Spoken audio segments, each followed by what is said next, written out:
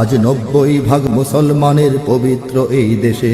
দেখো মূর্তি পূজার চলছে মহড়া ভাস্কর্যের বেশে। আজ মঙ্গল প্রদীপ তিলক ঢোলক রাখি প্রতিমার স্পর্শে। দেখো সাম্প্রদায়িক ছবল লেগেছে বাংলার নববর্ষে। আজ অশ্লীলতার চলছে তুফান জাতি ধ্বংসের জন্য, আর স্বার্থান্বেষী নারীবাদীরাই নারীকে করেছে পণ্য। আজ মুক্তিযুদ্ধ নিয়ে বাণিজ্য চলছে রাজনীতিতে, আর আটঘাট বেঁধে নেমেছে মিডিয়া ইসলাম মুছে দিতে। আজ একটাই পথ লড়ার শপথ, পথ নেই আর দুটো। জাগো জাগো। আলহামদুলিল্লাহ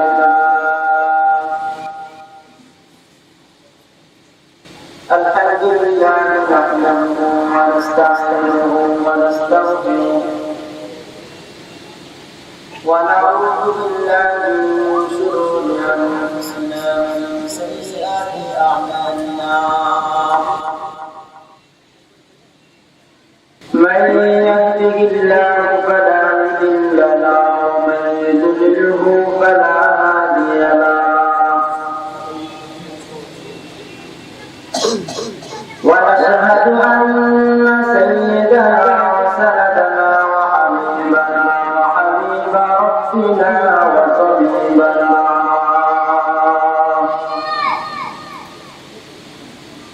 وطبيب قلوبنا ومحبوبنا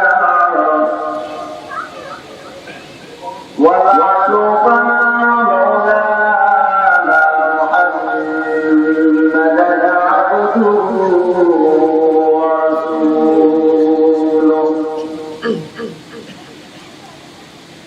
الذي أرسله الله تعالى بالحق بشيرا ونذيرا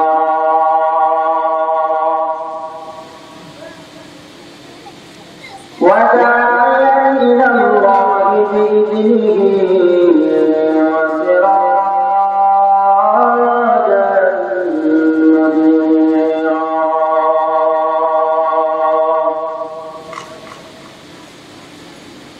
فقد قال الله تعالى في كلامه المجيد والفرقان الحميد.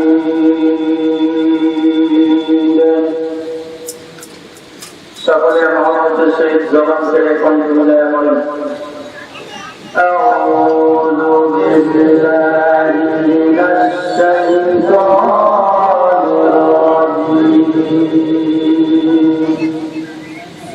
বিসমিল্লাহির রাহমানির রাহিম.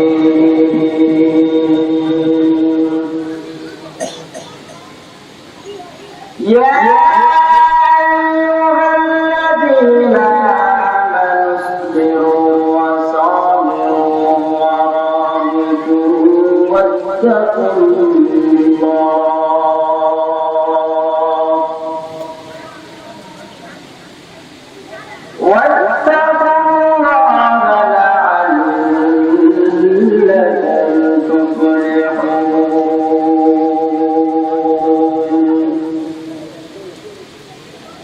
وقال رسول الله صلى الله تعالى عليه وسلم أشد الناس بلاء الأنبياء ثم الصالحون ثم الأمثل فالأمثل أو كما قال رسول الله صلى الله تعالى عليه وسلم. درسوا اللهم صل على محمد وعلى آل محمد كما صليت على إبراهيم وعلى آل إبراهيم إنك حميد مجيد. اللهم بارك على محمد وعلى آل محمد كما باركت على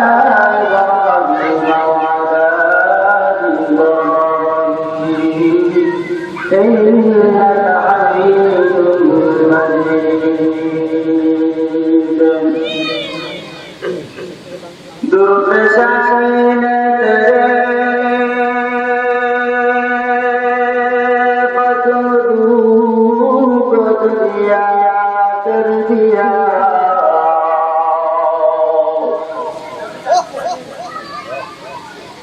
दुर्दशाहीन तेरे पतलू को दिया कर दिया दिल को रोशन कर दिया आंखों को गीला कर दिया बड़ा बनोरा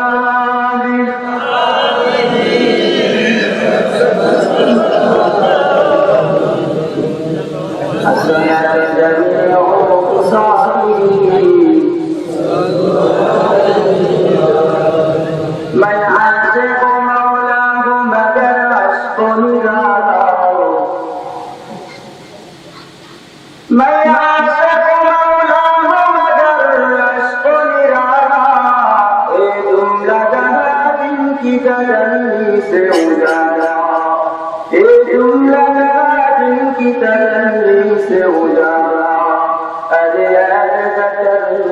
नजर अब तो कहाँ गए दीवाना तेरा हो गया मैं मेरे कब्र दे दीवाना तेरा हो गया मैं मेरे कब्र दे एक चश्मे से लगा पे लगा शायद नवाशी शायद कनेगा है बुरा नवाशी शायद कनेगा है बुरा नवाशी दरिया कैसे आता नदीदा दरिया कैसे आता नदीदा मगर दीदा बदलू दला नदीदा मगर दीदा बदलू दला नदीदा ला इलाहा इल्लल्लाह ला इलाहा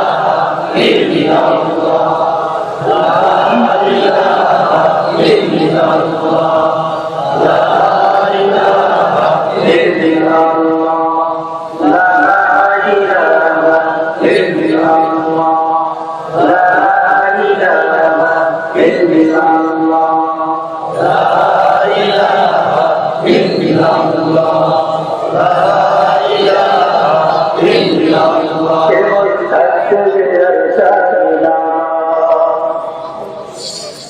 मुनावर कोलो शांति पाना अभी जैसे जाई मदीना जैसे जाऊ मदीना जैसे जाई मदीना जैसे जाऊ मदीना ওখানে সে আছে আমার প্রিয় মায়না ওখানে সে আছে আমার প্রিয় মায়না লা ইলাহা ইল্লাল্লাহ লা ইলাহা ইল্লাল্লাহ লা ইলাহা ইল্লাল্লাহ লা ইলাহা ইল্লাল্লাহ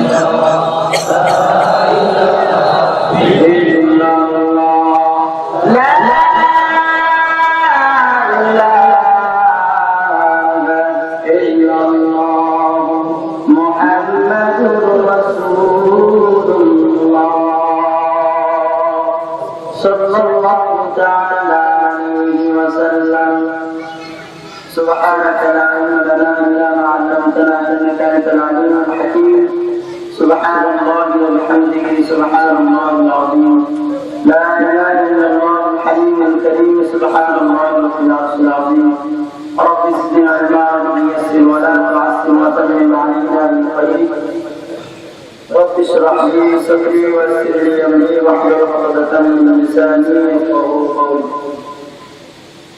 الحمد لله হাজির রহমানি মরম পরিচালিকা আলজানা মার্কাজুল নূর কর্তৃক বাৎসরিক তাফসীরুল কোরআন মাহফিলের সম্মানিত সদস্য আওয়ামের জামানার সেক্রেটারি ওলামায়ে কেরাম বিভিন্ন মাদারিস থেকে আগত তোলাবার আয়োজন, আইমায়ে কিরাম, মুরব্বিয়ানে আওয়াম, সমবয়স্ক যুবক ভাইয়েরা, ছোট ছেলে মাসুম বাচ্চারা, পর্দার অন্তরালে আমার অবস্থানরত আমাদের শ্রদ্ধেয়া সম্মানিত আমার বোনেরা, আল্লাহ পাকের দরবারে লাখ শুকর ও সুজুদ যে মহান আল্লাহ জালালুহু ওয়া আলা শান আপনাকে আমাকে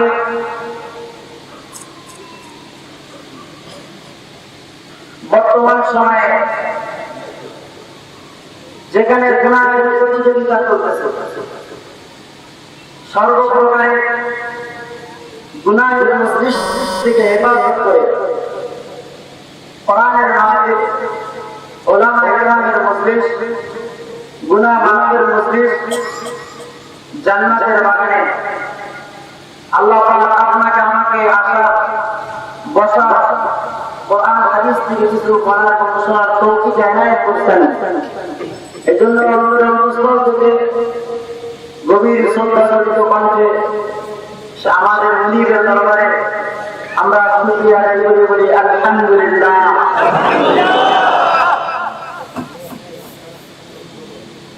সম্মানিত দিনদার ইমানদার মুসলমান ভাইরা,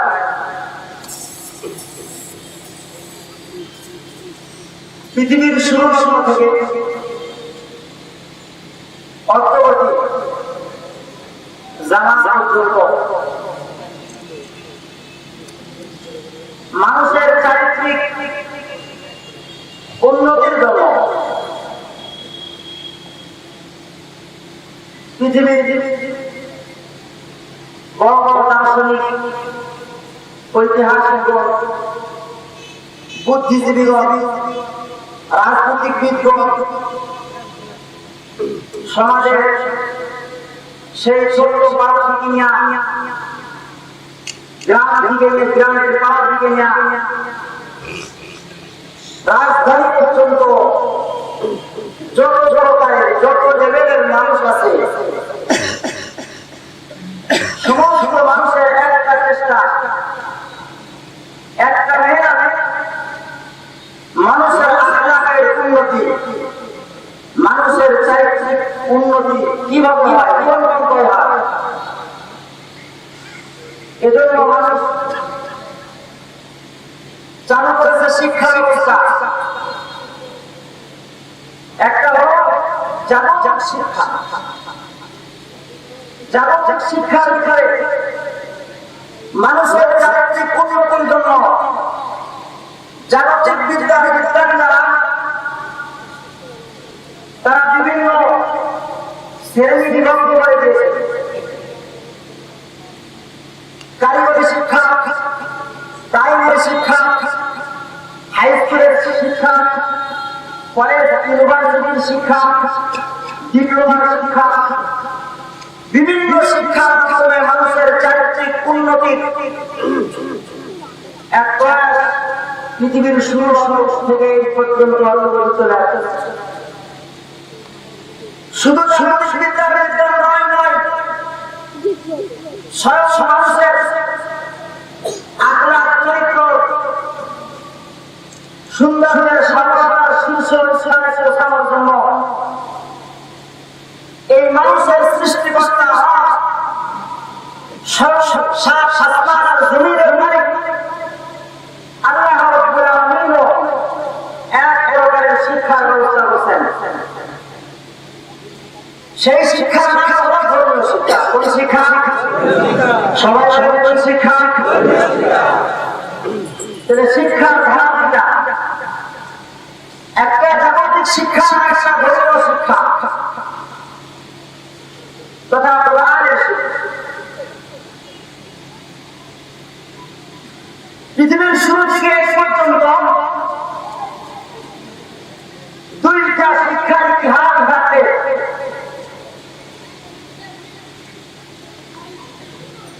যেটা চাওয়া যায় সংক্ষেপে সবাই বেশি নাই, সংক্ষেপে একটু ধারণা দিয়ে মূল আলোচনায় যাওয়ার চেষ্টা করব। জাগতিক বিজ্ঞানের দ্বারা মানুষের সামাজিক উন্নতির জন্য তারা যে শিক্ষার ব্যবস্থা করেছে, সেই শিক্ষার দ্বারা জগতের মানুষ দিন দিন পৃথিবীর শুরু থেকে এই পর্যন্ত কি পেয়েছে, আমরা যদি বর্তমান সমাজ নিয়েই যাচাই করি তাহলে ফলাফল আমাদের সামনে আরো স্পষ্ট হয়ে যাবে। কারণ আমরা তো বাংলাদেশ দুনিয়ার মানুষ, দেখেও দেখি না, শুনেও শুনি না, বুঝেও বুঝি না। এটা আমাদের বাঙালি জাতির একটা খাসিয়ত। হুজুর কেমনে জাগতিক শিক্ষা বিজ্ঞান দ্বারা তারা জাতিকে উপহার দিয়েছে কাবিল নামক এক মহা সন্ত্রাসকে। আদম আলাইহিস সালামের দুই সন্তান, একজন হাবিল আর একজন কাবিল। জাগতিক শিক্ষা প্রভাব কাবিলের ভিতরে বেশি ছিল, আর ধর্মীয় শিক্ষার প্রভাব হাবিলের ভিতরে বেশি ছিল। হাবিল ন্যায়ের পক্ষে ছিলেন, আর কাবিল ছিলেন বাতিলের পক্ষে। দুনিয়ার ভিতরে মানুষের মানব জাতির সৃষ্টির জন্য আল্লাহ রাব্বুল আলামিন আদম আলাইহিস সালামকে জোড়া জোড়া সন্তান দান করতেন, একটা ছেলে একটা মেয়ে। জোড়া জোড়া সন্তান হতো, বিবাহ রেজাল্ট ছিল, যার সাথে যে মেয়ে হবে সেই ভাই বোনকে বিবাহ করতে পারবে না। প্রথম গ্রুপের দিকে ছেলে, দ্বিতীয় গ্রুপের মেয়ে, প্রথম গ্রুপের মেয়ে, দ্বিতীয় গ্রুপের ছেলে, এইভাবে বিবাহ হবে। ঘটনাক্রমে হাবিল আর কাবিল তারা পরপর আসছে। হাবিলের সাথে আসছে যে মেয়েটা আসছে, যে বোনটা আসছে, সে ছিল কুস্তি কালো। আর কাবিলের সাথে যিনি আসছেন তিনি ছিলেন সুস্থি সুন্দর, তার ভিতরে ভরপুর ছিল। নিয়ম অনুযায়ী আদম আলাইহিস সালাম প্রাপ্তবয়স্ক হওয়ার পর দুইজনকে বলে দিলেন যে হাবিল আকলিমাকে বিবাহ করবে, কারণ আকলিমা হয়েছে কাবিলের সাথে। কিন্তু কাবিল বলতেছে না, হাবিলের সাথে যে মেয়েটা আসছে, যে বোনটা আসছে, সে তো খুশকি কেন, তাকে আমি বিবাহ করবো না। আমার সাথে যিনি জন্মগ্রহণ করেছেন আমি আকলিমাকেই বিবাহ করব। তাই ন্যায়ের পক্ষে কে কাবিল না হাবিল? যদি ভাই কথা বলেন না, ন্যায়ের পক্ষে কে আর বাতিলের পক্ষে? কারণ মানুষ দুইটা জিনিসের প্রতি খুব দুর্বল লাগে। যদি জাগতিক বিদ্যা বিদ্যাবিরোধী তাদের ভিতরে এই বিদ্যার প্রভাব বেশি থাকে, তাহলে মানুষ স্বাভাবিকভাবে দুইটা জিনিসের প্রতি বেশি দুর্বল থাকে, একটা হলো নারী আর একটা হলো মানব সম্পদ। হাবিল ধর্মীয় শিক্ষা ভিতরে প্রভাব বেশি, কাবিলের ভিতরে জাগতিক বিদ্যার প্রভাব বেশি। আদম আলাইহিস সালাম যখন ফয়সালা করে দিলেন, কাবিল বলতেছে আমি শুনবো না। আদম আলাইহিস সালাম বললেন মানগানা যেহেতু তাহলে লটারি দাও। লটারি কি করবে? কোরবানি দাও। তৎকালে জামাই কোরবানি যার কবুল হতো ওরা বোঝা যেত কেমনে? ওই পাহাড়ের উপরে দুইজন গবাদি পশু রাখো, যার পশুটা আসমান থেকে আমাকে এসে জানায় দিবে তার কোরবানি কবুল হয়েছে। এই জামাই যদি থাকতো, 1.5 লক্ষ টাকা দিয়ে একটা গরু কিনত না, কারণ পয়সাগুলো তো হারাল হওয়া লাগবে।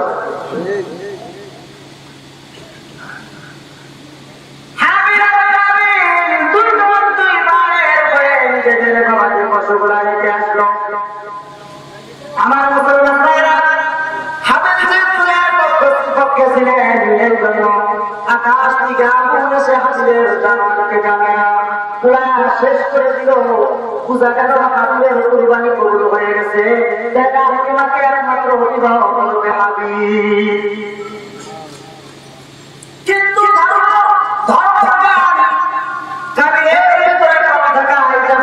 তার প্রভাব তার ভিতরে বেশি থাকায় হাবিলটা ন্যায় মানতে পারবো না। কাবিল বলতেছে না, আমি মানতে পারবো না, অবশ্যই তোমাকে কতল করবো, হত্যা করবো। আমার মুসলমান ভাইরা, ধর্মীয় শিক্ষা বলতে হাবিল আলাইহিস সালামকে ন্যায়ের পক্ষে রাখছেন, আর জাগতিক শিক্ষার প্রভাব হাবিলকে বাতিলের পক্ষে রাখছে। ধর্মীয় শিক্ষা আমাদের পক্ষ থেকে আসে, আর জাগতিক বিদ্যা মানুষের পক্ষ থেকে দাঁড়ানো নীতির মাধ্যমে হয়। হযরত নূহ আলাইহিস সালামকে আল্লাহ রাব্বুল আলামিন পয়গম্বর দিয়া দুনিয়ায় যখন পাঠালেন, নূহ আলাইহিস সালাম ধর্মের জ্ঞানের দাওয়াত মানুষের দ্বারে দ্বারে পৌঁছায় দিলেন। নিজের ঘরের সন্তান কেনান নূহ আলাইহিস সালামের ধর্মীয় জ্ঞানকে মেরে দিতে পারলেন না, জাগতিক জ্ঞানের দিকে ছুটলেন। হযরত নূহ আলাইহিস সালাম 650 পর্যন্ত দাওয়াতের কাজ করে করে যখন নষ্ট হয়ে গেছে, দুর্জাহান হয়ে রব্বে কারীমের কাছে দোয়া করে, রব্বিনা তাযার আলাল আরদি মিনাল কাফিরিনা দাইয়্যা।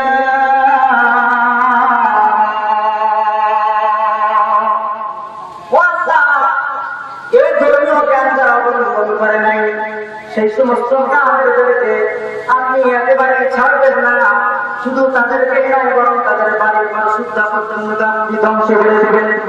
আমার মুসলমান ভাইরা, হাবিল হযরত কেনান, হযরত নূহ আলাইহিস সালামের সন্তান কেনান, নূহ আলাইহিস সালামের ধর্মের জ্ঞান মানল না, যার কারণে হযরত নূহ আলাইহিস সালাম যখন আল্লাহ রাব্বুল আলামিনের কাছে দোয়া করলেন, ইয়া রাব্বুল আলামিন, নূহ আলাইহিস সালামের কাছে ধ্বংস করে দিতেছেন, ঠিক এমন সময় কাবিল বাতিলটাকে গ্রহণ করলো। কারণ জাগতিক বিদ্যার বিজ্ঞান যারা তাদের ভিতরে যুক্তি তর্ক বেশি করে লাগে, ঠিক কিনা? যুক্তি তর্ক ধর্মের কাছে চলে না। আবার যদি কেউ যুক্তির তর্কের মাধ্যমে ধর্ম বুঝতে চায়, তাকেও যুক্তি তর্কের মাধ্যমে ধর্ম বোঝানো যায়।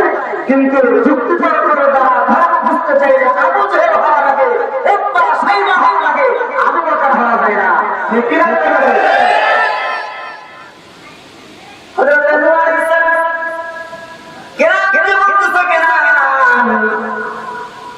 তুমি আমার সন্তান, রব্বে কারীম, কিন্তু কিয়ামতের মাধ্যমে আমার জাতি ধ্বংস করে দেবে।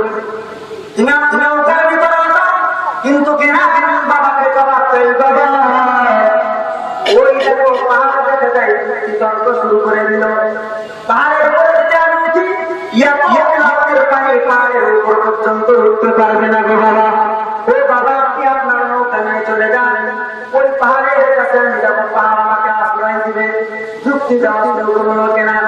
আল্লাহ রাব্বুল আলামিন যখন কেনানকে ডুবায়া ডুবায়া মারতেছে, হযরত নূহ আলাইহিস সালাম বলতেছেন, ইয়া রাব, ইন্না ইবনি মিন আহলি ওয়া ইন্না ওয়া'দাকাল হক ওয়া আনতা আরহামুর রাহিম।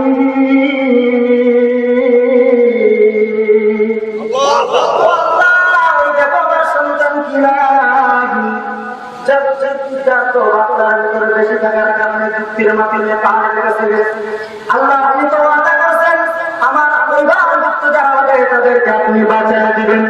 আমার আমার থেকে আমার ওরস থেকে জন্মগ্রহণ করছে কিনা সে আমার সন্তান।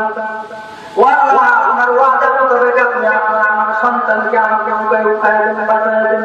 আল্লাহ রাব্বুল আলামিন নূহ আলাইহিস সালামকে বলে দিতেছে, ইন্নাহু লাইসা মিন আহলি ইন্নাহু আমালুন গায়রু সালিহ। ও খবরদার, কিনান যদি তোমার পরিবারভুক্ত, কিন্তু শোনো, আমার কাছে ওই পরিবারের কোনো দাম নাই। ও তোমার সন্তান যদিও কিনান, কিন্তু আমি রব্বে কারীম বলে দিতেছি, ঈমানদারদের পরিবারের ভুক্ত কিনান কোনদিন নয়। কারণ কিনানের আমল হলো গায়রে সালিহ, তার হলো কথা হলো তার কোনো আমল নাই। ধর্মের প্রভাব ধর্ম জ্ঞান তার ভিতরে নাই, ধর্মের শিক্ষা কিনানের ভিতরে নাই। যদি তুমি তোমার সন্তানকে তোমার পরিবার ভুক্ত করো, তুমি কিন্তু ভিতরে অন্তর্ভুক্ত হয়ে যায় না। কিনা জাগতিক জ্ঞানে কোথাও বেশি থাকার কারণে জ্ঞান ধ্বংস হয়ে গেছে। ও মুসলমান বন্ধু গো শোনো, মুসা আলাইহিস সালামের জামানার দিকে তাকাও, হযরত ইব্রাহিম আলাইহিস সালামের জামানায় তাকাও, হযরত ঈসা আলাইহিস সালামের জামানায় তাকাও, হযরত ইউসুফ আলাইহিস সালামের জামানার দিকে তাকাও। সব দিকে যদি খেয়াল করতে যায়, জাগতিক বিদ্যার বিজ্ঞানীরা যুক্তিতর্ক দিয়ে যারা দুনিয়া আসমান আল্লাহকে বুঝতে চাইছে, আল্লাহ তাদেরকে সমূলে ধ্বংস করে ইনসাফের প্রতীক যারা, ধর্মীয় শিক্ষার অধিকারী যারা, ইমানদারদেরকে আল্লাহ রাব্বুল আলামিন যুগে যুগে সফলতা দান করেছে।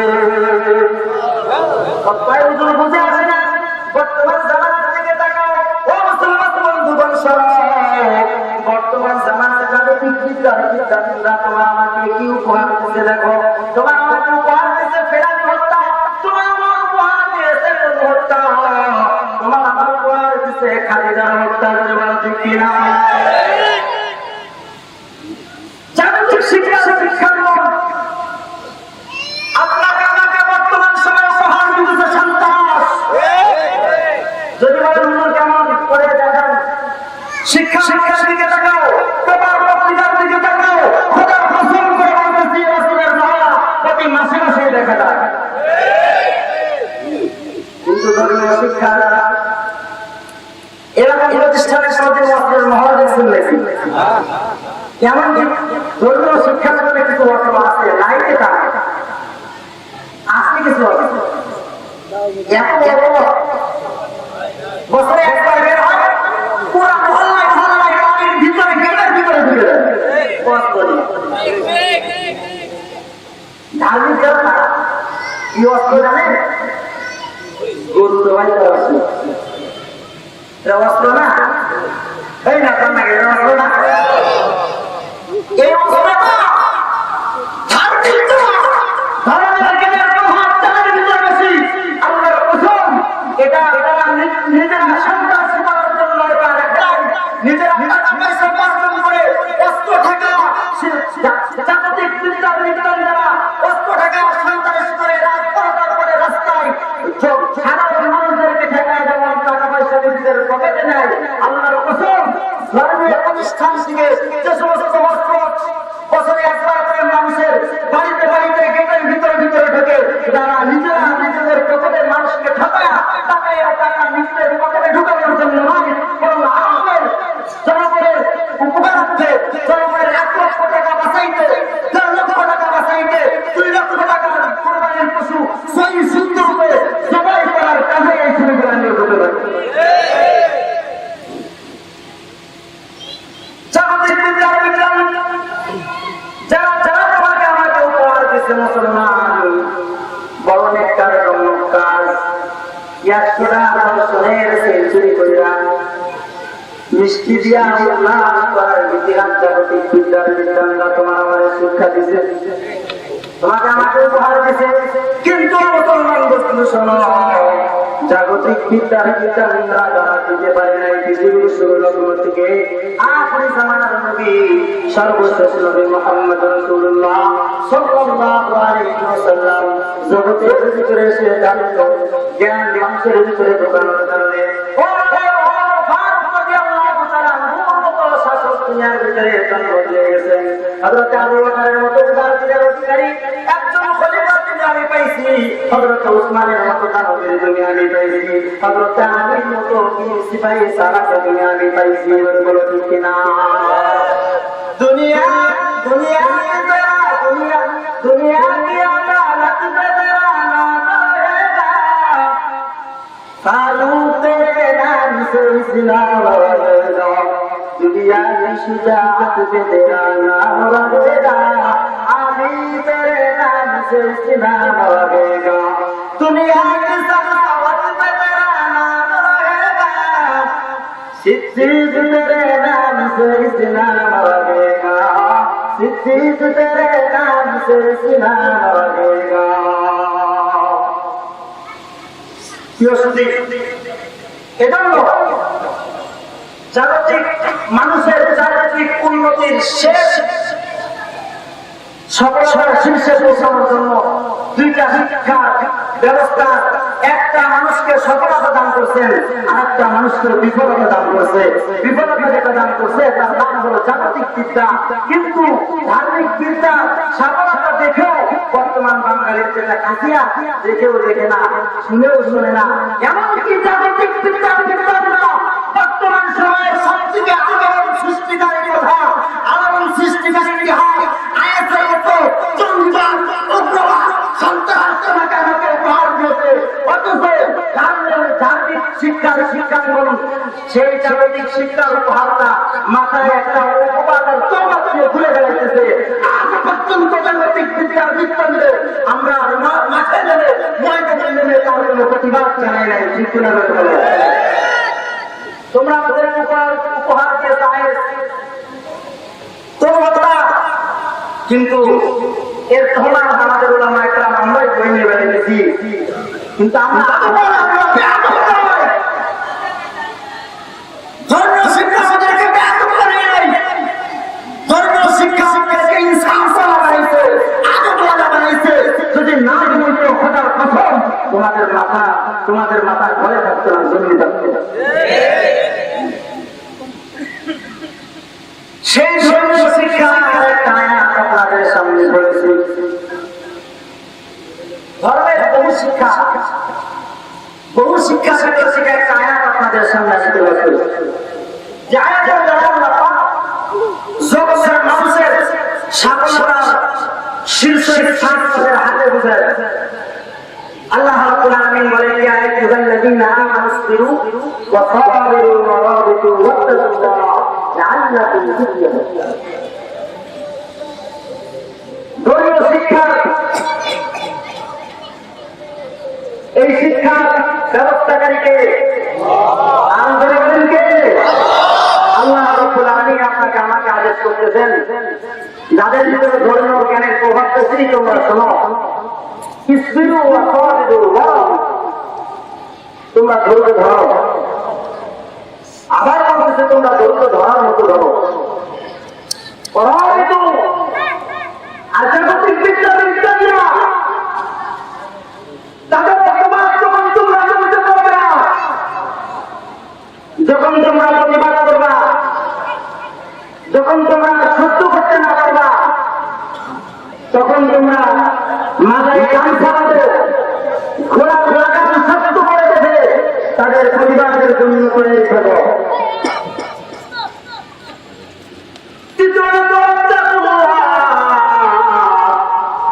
তিন নম্বর, তোমরা আমার আল্লাহকে ভয় করো। যদি তোমাদের ভিতরে থাকে ধৈর্যের গুণ, তোমাদের ভিতরে ত্যাগের গুণ, আর হলো আমি আল্লাহর ভয়ের গুণ, এই তিন গুণ যদি আমি তোমাদের ভিতরে পরিপূর্ণ পাই, লাআল্লাকুম তুফলিহুন, তাই আমি আল্লাহ বলতেছি আমি সফলতা তোমাদের হাতে বুঝাই দেব। ইয়া আইয়ুহাল্লাযীনা আমানু ইসবিরু ওয়া সাবিরু ওয়া রাবিতু ওয়াত্তাকুল্লাহা লাআল্লাকুম তুফলিহুন।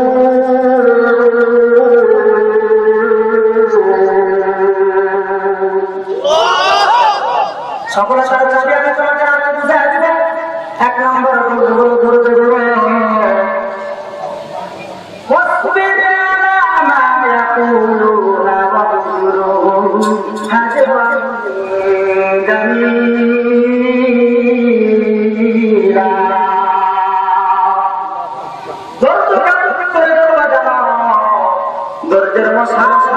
তোমরা সামনে আগাও। জাগতিক বিদ্যার তোমাদের মাথার উপরে দিবে, তোমাদের মাথার উপরে চাপায় দিবে, তারপরে তোমরা সেটাকে সুন্দরভাবে ছেড়ে দাও, জবাব দিও না।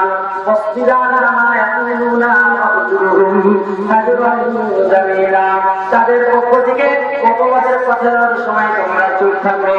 আমি আল্লাহকে ভয় করে সামনে আগাও, তাহলে সফলতার চাবি আমি মাওলা তোমাদের হাতে বুঝাই দেব। এই সবরটার ধৈর্যকে তিনটা ভাগে বিভক্ত করেছেন। কয়টা ভাগে যদি বলেন? এক নম্বর হলো সবর আলা তাআতি ওয়া সবর আনিল মাসিয়া ওয়া সবর আলাল মাসায়েব। এই তিন প্রকারের ধৈর্য আমার করতে হবে মুসলমানকে। তার একটা শিক্ষা। এক নম্বর হলো ধৈর্য ধরো, সবর করো। এই সবরের ভিতরে তিনটা ভাগ করে দিয়েছেন মুফাসসিরিনে কেরাম। একটা ভাগ হলো ধর্মীয় শিক্ষার ভিতরে যদি প্রভাব বিস্তার করে তাহলে শোনো, আবিল যখন হাবিলকে মারছে, হাবিল আলাইহিস সালাম প্রতিবাদ করে নাই। ও মুসলমান বন্ধু, তোমার আমার যখন রাজনৈতিক বিদ্যার বিজ্ঞান না কোন সময় সন্তান করে গালি দিবে, তোমার আমার জঙ্গিবাদ করে গালি দিবে, তোমাকে আমাকে আইএস করে গালি দিবে, তোমাকে আমাকে সমাজের কীট এবং সমাজের সবথেকে নিকৃষ্ট বস্তু বলে তোমাকে আমাকে প্রতিপন্ন করবে। আল্লাহ রাব্বুল আলামিন বলেন, ধৈর্য ধরো, ধৈর্যের মশাল জ্বালাও, ধৈর্যের মশাল জ্বালাও। হাবিলের মতো তোমরা ধৈর্য যদি ধরতে পারো, হাবিল যদিও দুনিয়া থেকে আমার হয়ে জান্নাতে চলে গেছে, আর হাবিল যদিও জানেন হয়ে আমাকে বিবাহ করছে। এই মুসলমান বন্ধু শোনো, হাবিল যদিও দুনিয়ায় টিকতে পারে নাই, কিন্তু আল্লাহ রাব্বুল আলামিন হাবিলকে জান্নাতের ভিতরে উঁচা মাকাম দান করে দিয়েছেন। তোমার জাগতিক বিদ্যার বিজ্ঞান করো, বাজার তোমার সময় তুমি আমি যদি হাবিলের মতো ধৈর্য ধরতে পারি, শোনো, তোমাকে আমাকে আল্লাহ সফলতা হাতে উঠায় দিবে। তাদের প্রতি তাদের অপবাদের প্রতিবাদ না করে তোমরা আল্লাহ রাব্বুল আলামিন বলেন,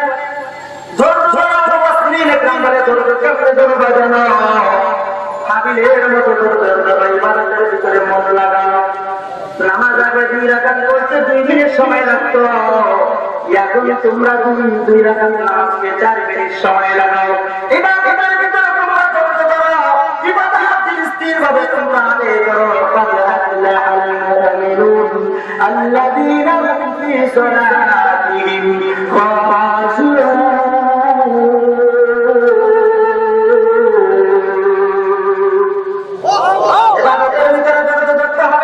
ইবাদত করতে গিয়ে তাড়াহুড়ো করা যাবে না। ইবাদতের ভিতরে তোমার ধৈর্য ধারণ করতে হবে, ধৈর্যের সহিত তোমাকে আমাকে ইবাদত করতে হবে। গুনাহ থেকে তোমাকে আমাকে ধৈর্য ধারণ করতে হবে, গুনাহ থেকে ফিরে যেতে হবে। ও মুসলমান, মন চায় একটা উগ্র নারীকে দেখতে, যারা তাদের পর্দা ফেলায়া যারা জমিনের ভিতরে পুরুষের মতো টাইট ফিট জামা গায়ে দিয়ে রাস্তার ভিতরে রঙ্গভঙ্গ হেলে দিলে হাঁটে। তোমার আমার নষ্ট চাই তাদের বিজ্ঞানের কোনো বাচ্চায় তার দিকে এক নজরে তাকাও, কিন্তু জ্ঞান বলে না, তাকাইবা না। গোনা দিকে যদি একবার চোখকে করতে পারো, আল্লাহ নবী বলেন, ইবাদতের ভিতরে রাসূলুল্লাহ রসমালাই খাইয়ে যেমন রসমালাইয়ের স্বাদ তোমার জিহ্বার ভিতরে লাগে, যখন মসজিদে গিয়ে গুনার মসজিদ বাচ্চা গিয়া 2 রাকাত নামাজের সময় কেরাত পাড়া, তখন প্রতিটা কেরাতের শব্দে আমি আল্লাহ কুমিল্লার রসমালার মতো শ্বাস তোমার জিহ্বার ভিতরে লাগায় দেব। 3 নম্বর হলো আসসাবরু আলাল মাসায়েব। মুসিবতের উপরে এই 3টা জিনিসের উপরে তোমার যদি আমার ধৈর্য হয়, এরপরে যদি আর ধৈর্যের সীমানা ছাড়ায় যায়, মুসলমান বন্ধু, বর্তমান জমানার বাংলা জমিনের উলামায়ে কেরাম ধৈর্য ধরতে ধরতে ধরতে ধরতে পিছনে জ্ঞানে পিঠে গেছে। কারণ পৃথিবীর ইতিহাস জাগতিক বিজ্ঞানের উপহার দিয়েছে, আর ধর্মীয় শিক্ষার উপহার দিয়েছে। ও মুসলমান, সদস্য হও, জাগ্রত হও, কারণ এই ধর্মীয় শিক্ষাকে বাংলার জমিন থেকে পৃথিবীর ইতিহাস থেকে ধর্মীয় শিক্ষাকে ফায়দা দেওয়ার জন্য ইহুদি খ্রিস্টানদের চক্র ওলামায়ে কেরামের ভিতরে বিভেদ সৃষ্টি করে দিতেছে।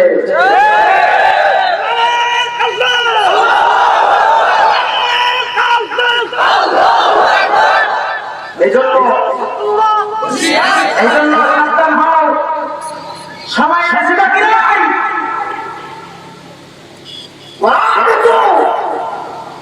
আল্লাহ যখন ধৈর্যের সীমা ছেড়ে যাবে,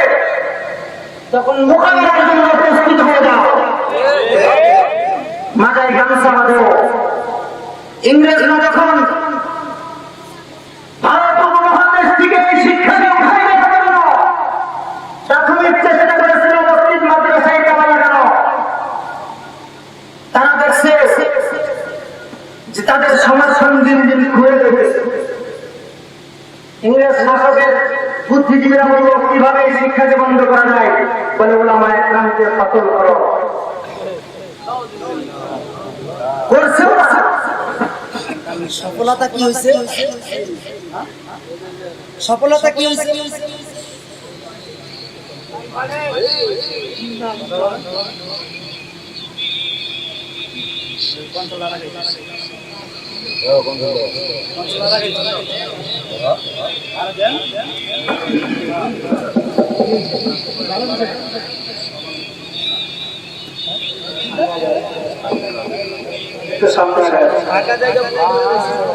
ইংরেজরা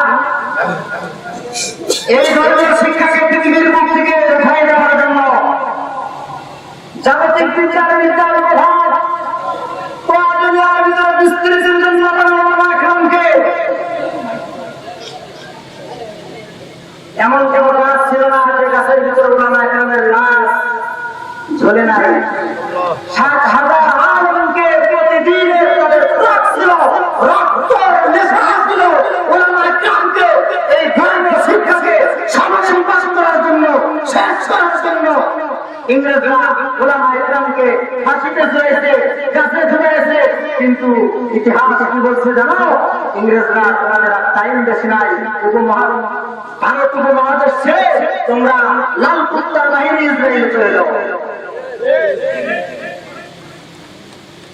আর একটা চক্রাচরণ বর্তমান জামানায় চলতেছে, ধর্মীয় শিক্ষাকে মানুষের ভিতর থেকে উঠাই রাখার জন্য উলামায়ে কেরামের পিছনে লাগে। আপনাকে আমাকে সজাগ থাকতে হবে। যদি হক উলামায়ে কেরামের পক্ষ থেকে সেরকম ডাক আছে, আপনাকে আমাকে আবার তাদের ডাকে সাড়া দিতে হবে।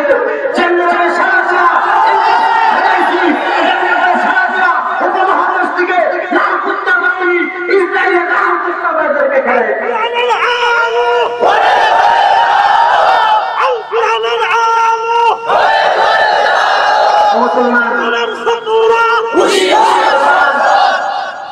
জাগতিক বিজ্ঞানরা যারা উপহার দিয়েছে তোমাকে আমাকে, তোমার সামনে মিডিয়াতে প্রতিনিয়ত সেটা প্রকাশ পাচ্ছে। বর্তমান জমানায় শুরু হয়েছে মসজিদের ইমামগুলাকে কতল করা, মসজিদ কতল করা, মাদ্রাসার ছাত্র কতল করা। তোমাকে আমাকে সজাগ থাকতে হবে, যারা কতল করতেছে এরা ইংরেজ কুত্তার বাহিনী আর কিছু না। তোমাকে আমাকে উপহার দিয়েছে জামানার সূর্য সন্তানগুলা, খুঁয়েছি আমরা সকলকে। আমরা হারাইছি হযরত ওমর ফারুক রাদিয়াল্লাহু আনহুর মতো শাসক। তুমি আমি হারাইছি ওসমানের মতো একজন দাওয়াতের তানসির। তুমি আমি হারাইছি হাজী ইমদাদুল্লাহ হকের হাত থেকে, হুসাইন আহমদ নদীকে হারিয়েছি বাংলার জমিন থেকে, মুফতি আমিনকে। এই মুফতি আমিন এমনি বলে নাই, জাগতিক পতন করেছে।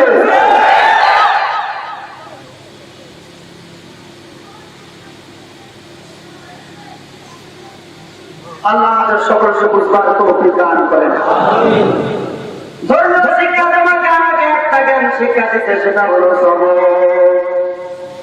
সবর করো সবর, সবরের মশাল জ্বালায়া তোমার সামনে আগাও, সফলতার সাথে আল্লাহ আমি তোমাদের হাতে উঠাই দিব। সফলতা কেমন? সফলতা শোনো, আল্লাহ রাসূল সাল্লাল্লাহু আলাইহি ওয়াসাল্লামের ভিতরে সবর আর ধৈর্যের তাকওয়া কেমন ছিল। নবী করিম সাল্লাল্লাহু আলাইহি ওয়াসাল্লামের ভিতরে সবরের মাত্রা এত বেশি থাকার কারণে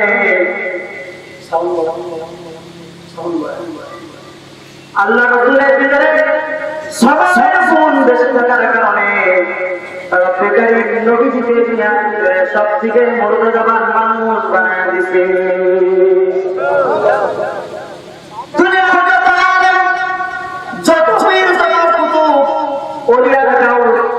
আর যত নবী আর পয়গম্বর আসছে সবার সরকার দাম যদি এক পাল্লাই রাখা হয়, আর তোমার আমার নবীর যদি দরকার সবর আর দাম এক পাল্লাই রাখা হয়, খোদার কসম মুসলমান আপনার আমার নবীর দরদের পাল্লা ওজন ভারী হয়ে যাবে।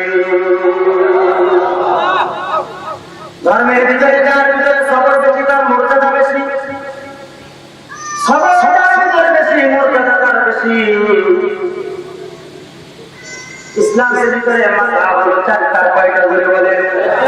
চার মাথা করে চারজন ইমাম, ইমাম ইমাম হানিফা, ইমাম আহমদ বিন হাম্বল, ইমাম মালিক, ইমাম শাফি। চার ইমামের ভিতরে একজন আছে ইমামে আযম। কি ধরে বলেন? ইমামে আযম। ইমামে আযম তার মানে সবথেকে বড় ইমাম। তুমি আছি যে মাযহাবে অনুসারী, সেই মাযহাবটার নাম হলো হানাফি মাযহাব। ইমাম আবু হানিফার মাযহাব, ইমাম আবু হানিফা হলেন ইমামে আযম। কেন ইমামে আযম হইছে জানো? ইমাম আবু হানিফার ভিতরে তার মৌলানা সবর সবথেকে বেশি ছিল।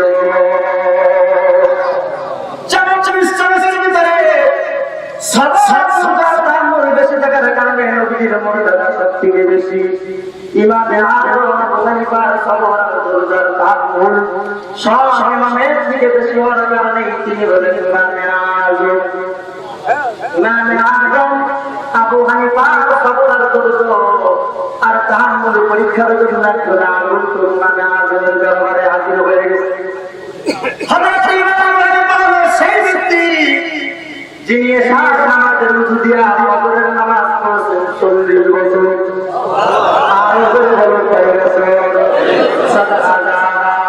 সদরে জান্নাত শাহবাগ ফজরে দিয়া মেরা বাগবাদ ইয়ারা করে উতরাতিয়ার জাগলারা কর দুনিয়া ইয়ার। ইমামে আযম সারা সুবহানাল্লাহ শুধুমাত্র জোহরের নামাজের পরে একটু সময় ঠিক লাগান, চোখ লাগান।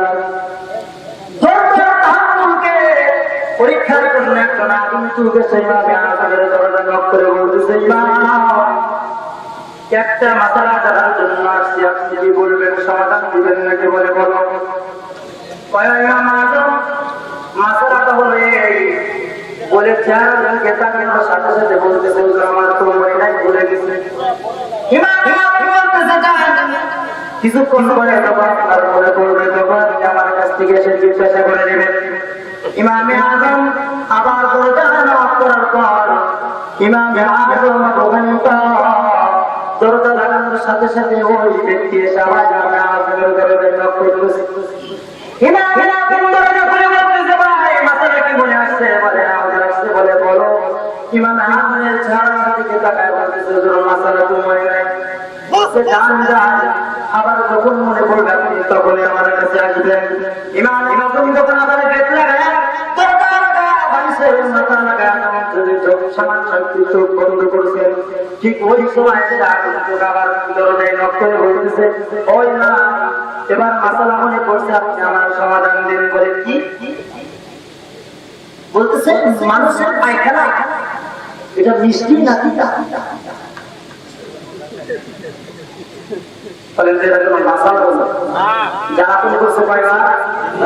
তারপরে কি জিজ্ঞাসা করতেছে? মানুষের পায়খানা মিষ্টি নাকি?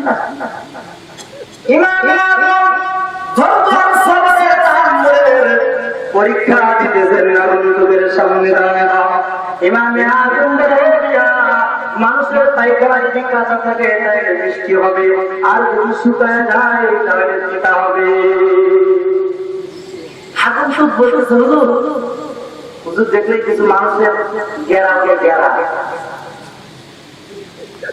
কি যেগুলো আছে মাথার ভিতরে 40টা একসাথে কামড় লাগে, কিছু বড় আগুনের দিকে তাকায় বলতেছে, হুজুর খায়া দেখছেন নাকি? কেমনে বললেন মানুষের পায়খানা ভিজা থাকে মিষ্টা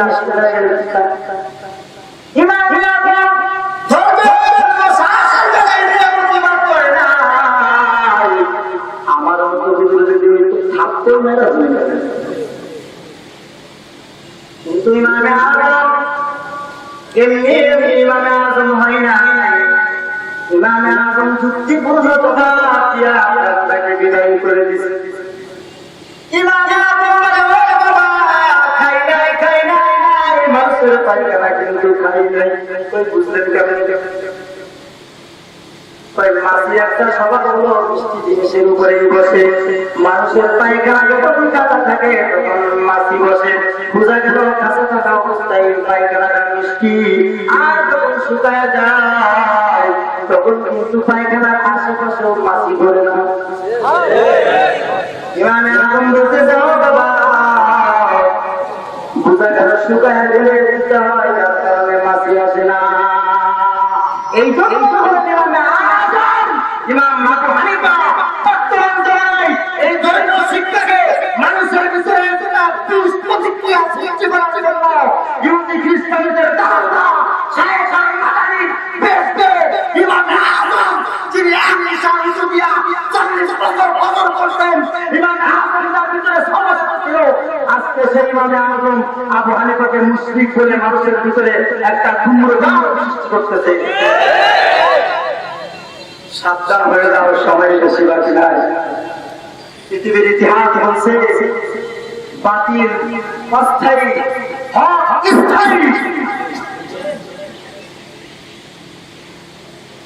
কামান থেকে নাই বেশি দিন ফিরাউন থেকে নাই বেশি দিন হামান কারুন থেকে নাই বেশি দিন হযরত মুসা আলাইহিস সালামের উপরে অপবাদ দেওয়ার জন্য কারুন বহু চেষ্টা করে ব্যর্থ হয়েছে সর্বশেষ সব সম্পদগুলো হাতের উপরে নিয়ে কারণ পর্যন্ত মাটির ভিতরে কাঁপতেছে তোমরা শুনে রাখো যারা হকর মাইকের সাথে বেয়াদবি করতেছো শুনে শুনে বেয়াদবের স্থান নেককার জায়গায় না বেয়াদবের স্থান পুরো পবিত্র জায়গায় না হাজার বছর ধরে বেয়াদব তাদের স্থান পায়খানার টয়লেটের পাত্র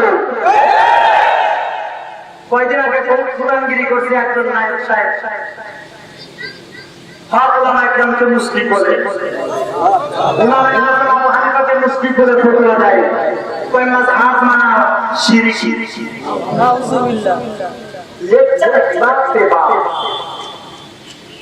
পর্দা করে পর্দা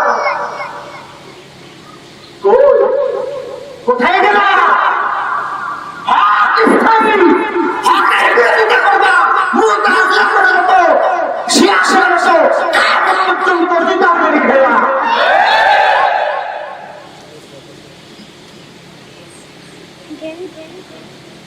হক ওলামাদের সাথে বেয়াদবি করলে আল্লাহ তার স্থান বেশি দিন সমান জায়গায় রাখে না একটু নামায় দেন যেমন শয়তানদের নামায় দেন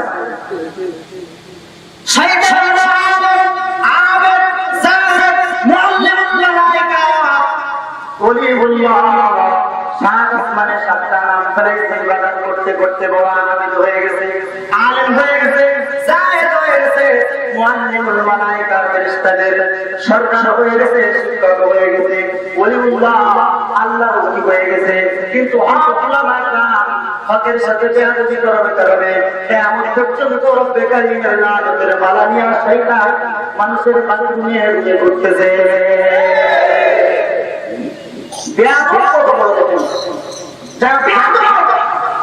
তাদের স্থান বাইতুল মামুর নয় বেয়াদবের স্থান শয়তানের ভিতরে বাথরুম এই বাথরুমের ভিতরে হত্যা হবে বেডরুমের ভিতরে সাগর বলে হত্যা হবে শয়তান দুটা দিয়া হত্যা করে এইখানে ঘরের ভিতরে গিয়া বুলু ফিল্ম দেখবে তুই শয়তান সেখানে মানুষের ঘুর গন্ধ সুইকা মানুষকে ঢুকা দিবে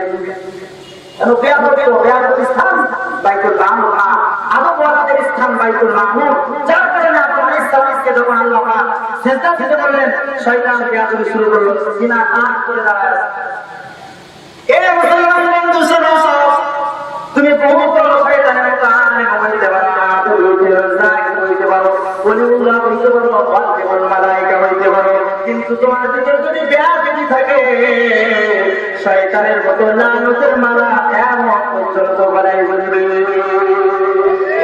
আল্লাহ রাব্বুল আলামিন আদমকে বানানোর পরে বলে সিজদা দাও। ওয়াইলা মালায়েকাতু ইসজুদু লিআদম ফাসজাদু ইল্লা ইবলিস।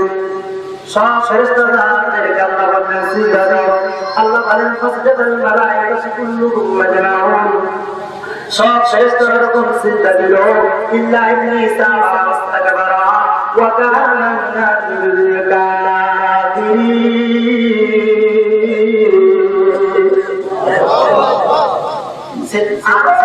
সবাই সব ফেরেশতারা সিজদা দিল কিন্তু শয়তান সিনা কান করে বসে না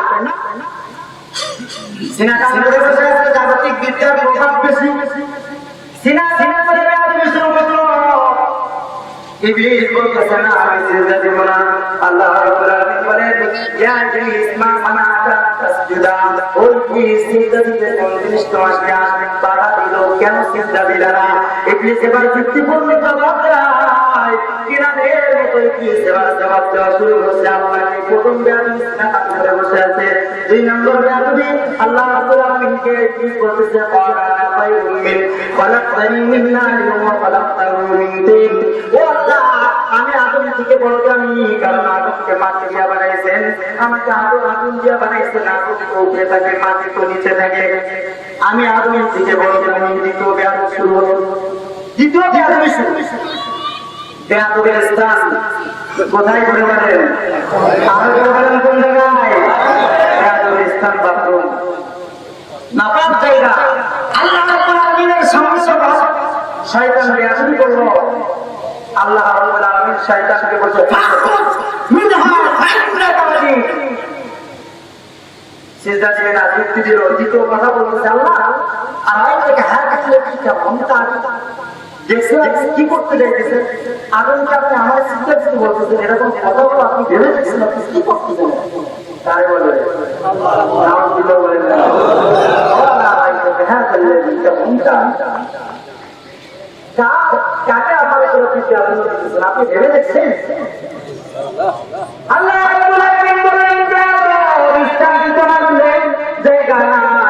তোমার পবিত্র জায়গা না, বের হয় পবিত্র স্থান দিকে বের হয়।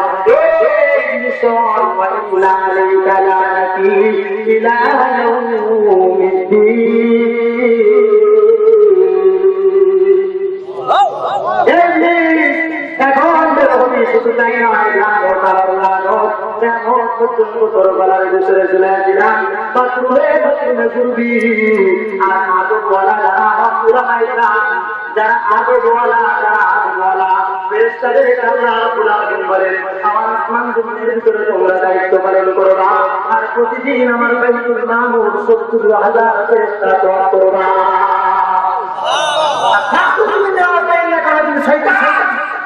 মানুষের বাথরুম স্থান করে বর্তমান জমানায় ধর্মীয় শিক্ষা পেতে না, ধর্মীয় শিক্ষার ভিতরে জীবের সৃষ্টি করার জন্য যারা এই শিক্ষার সাথে যারা যদি করতেছেন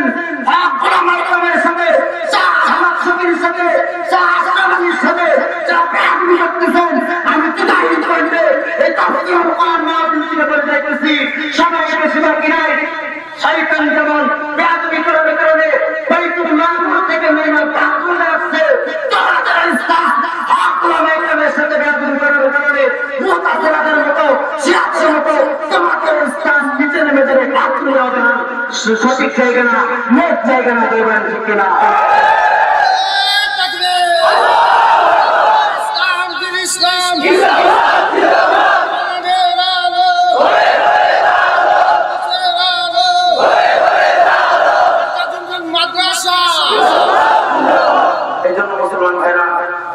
ধর্মীয় শিক্ষা আপনাকে আমাকে শিক্ষা দিচ্ছে সবল ধৈর্য তাহাম্মুল, যেটা কারণে যেটা যার ভিতরে এই ধৈর্যের গুণ যার ভিতরে বেশি থাকবে তাকে আল্লাহ পাক ইমানে আযম বানায় দিবেন। তোমার আমার ভিতরে ধৈর্য থাকে। যুলকিফিল একজন সাধারণ মানুষ ছিল, ধৈর্যের কারণে ওয়াইসমাঈলা ওয়াল ইয়াসা ওয়াল কুল্লু মিনাস সাবিরিন।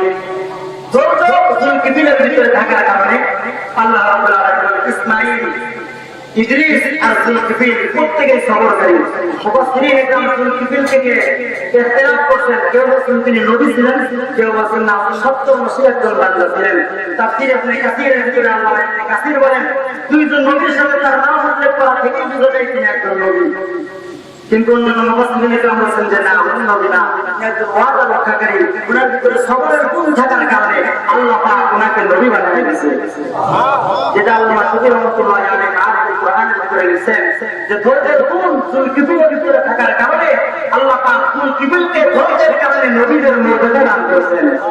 এইজন্য আপনারা এই ধৈর্য, এই গুণ, এই ধর্মীয় শিক্ষার গুণ, এই ধৈর্য যদি আপনার আমার ভিতরে থাকে, খোদার কসম মুসলমান তোমার শান নবীদের মতো হবে। নবীরা যখন করার আগে আল্লাহ আপনার শান্তিকে কবুল করে নিয়েছেন, আপনার আমার ভিতরে যদি সবর আর গুণ আর ধৈর্য থাকে তাহলে শোনো তোমার মর্যাদা আল্লাহ পাকের কাছে ঠিক এরকম হবে। দোয়া এত দোয়া করি কবুল হয় না কেন? তোমার আমার ভিতরে ধৈর্য পাও। ধৈর্য যদি থাকে দোয়া আপনার আগেই মুহাম্মদ রাসূলুল্লাহ সাল্লাল্লাহু আলাইহি ওয়াসাল্লাম ধৈর্যের বলা দোয়া আল্লাহ তার শান্তি উঠায় নিবে। আল্লাহ পাক আপনাকে আমাকে সকলকে এই ধৈর্য একটা শিক্ষা, সবর, ধৈর্য আর তাহাম্মুল, এই শিক্ষা নিয়ে আপনাকে আমাদের সামনে আগায় যাওয়ার আল্লাহ পাক তৌফিক দান করেন। ওয়া আলহামদুলিল্লাহি রাব্বিল আলামিন। আসসালামু আলাইকুম ওয়া রাহমাতুল্লাহি ওয়া বারাকাতুহু।